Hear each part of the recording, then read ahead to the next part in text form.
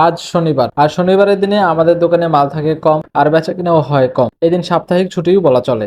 তবে আমি এখানে বসে আছি আর ফ্যানের বাতাস খাচ্ছি।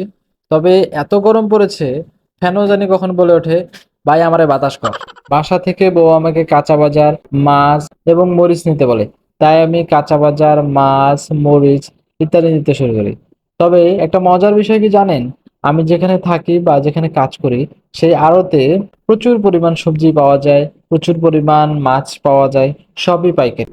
এত গরমের মধ্যে বাসায় হেঁটে হেঁটে যাওয়াটা একটা চ্যালেঞ্জ মনে হয়। ইদানিং এতই গরম পড়েছে, সহ্য করার মতো না। উপরওয়ালা মনে হয় আমাদের প্রতি একটু নারাজ। বাসায় এসে দেখি আমার বউর অবস্থাও খারাপ। সে ঘেমে একদম একাকার হয়ে গেছে। বাসায় এসে গোসল করতে গেলাম, গোসল করে তারপরে ভাত খাওয়ার জন্য রেডি হলাম। আমি আর কৃষ্ণা দুজন মিলে একসাথে ভাত খেলাম।